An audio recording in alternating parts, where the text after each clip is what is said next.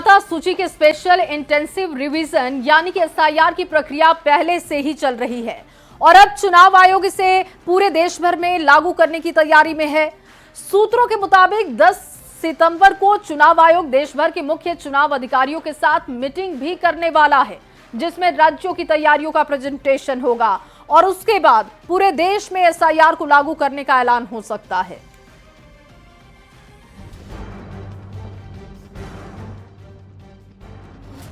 देश भर में लागू हो सकता है एसआईआर।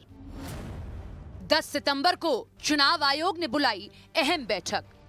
बिहार में लागू हुए स्पेशल इंटेंसिव रिवीजन यानी एसआईआर के बाद अब चुनाव आयोग पूरे देश भर में इसे एक साथ लागू करने जा रहा है।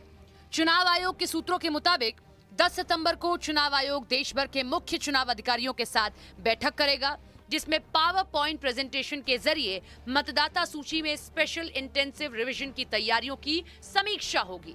माना जा रहा है कि 10 सितंबर के बाद इसी महीने देश भर में एसआईआर का ऑर्डर जारी कर दिया जाएगा। विपक्ष के विरोध के बीच चुनाव आयोग ने बार बार दोहराया कि मतदाता सूची को शुद्ध करना चुनाव आयोग का मकसद है।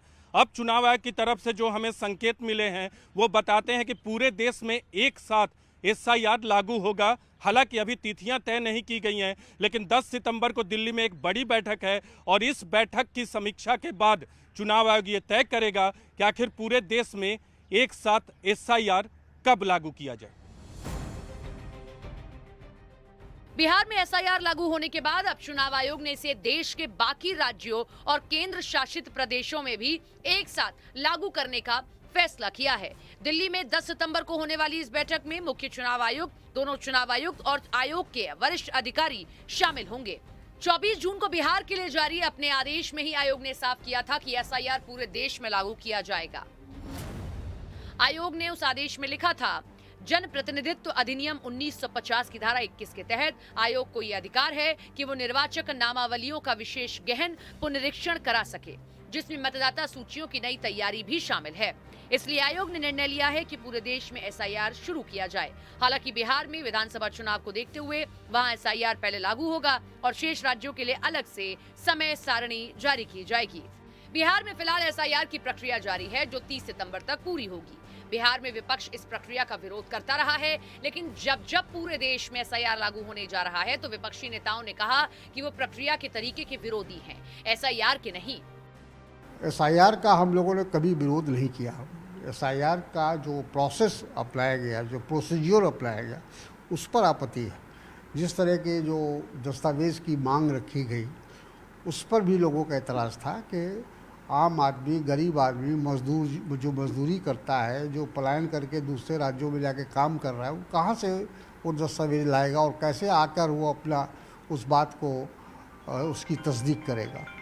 तो हमारा उससे कोई फ़र्क नहीं पड़ता है कि सारे देश में अगर इलेक्शन कमीशन कराना चाहता है तो कराए, लेकिन उसका प्रोसीजर ऐसा रखना चाहिए कि जल्दी लोगों का नाम ना कटे। सबसे बड़ी बात है कि जो हमने चिंताएं दी थी, जिस पर सर्वोच्च न्यायालय की भी मुहर लगी, दस्तावेज को लेकर के जो हठधर्मिता थी, जो अहंकार की भावना थी, जो सुनने की प्रवृत्ति बिल्कुल खारिज सी कर गई थी, उसमें बदलाव आया है। हमारी इस एसआईआर से कभी विरोध नहीं रहा, ये गैर पारदर्शी तरीके से हमारा विरोध रहा और मुझे उम्मीद है कि तमाम स्टेक होल्डर से बात करके ही ये कार्रवाई होनी चाहिए।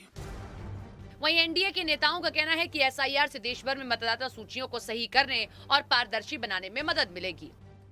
एसआईआर प्रक्रिया को सुप्रीम कोर्ट अपनी स्वीकृति दे चुका है। ये कोई बेफिजूल की कार्रवाई नहीं है जिसको लेकर के पॉलिटिकल पार्टीज ने हंगामा किया था।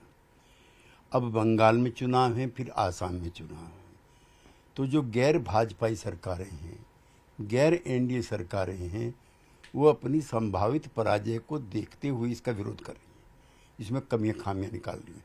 इतना हम भी कहना चाहते हैं कि चुनाव आयोग को पारदर्शी दिखना चाहिए और विपक्षी दलों की जो आपत्तियां हैं उनको रिजोल्व भी करने का प्रयास करना चाहिए और संपूर्ण देश में एसआईआर होगा, ये तो चुनाव आयोग पहले स्वीकार कर चुका है और सुप्रीम कोर्ट की इस पर मोहर है।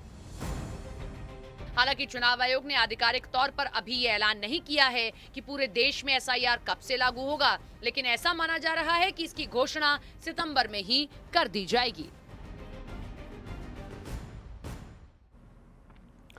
और वहीं आरएसएस ने चुनाव आयोग की स्पेशल इंटेंसिव रिवीजन प्रक्रिया को समर्थन दिया है। संघ के प्रचार प्रमुख सुनील आंबेडकर ने कहा कि एसआईआर निष्पक्ष और पारदर्शी चुनाव के लिए बहुत जरूरी कदम है।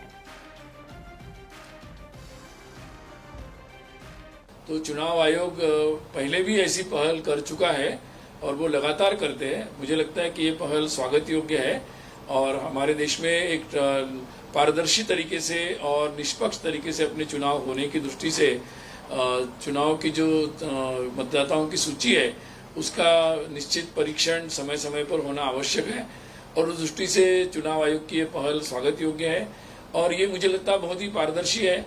इसके संदर्भ में जिनकी भी कोई कंप्लेंट हो या कोई किसी का नाम हट गया हो तो उसके लिए भी पूरी एक व्यवस्था है उसमें और बहुत सारे लीगल चुनाव आयोग के सारे तंत्र उपलब्ध है, लीगल मार्ग भी उपलब्ध है।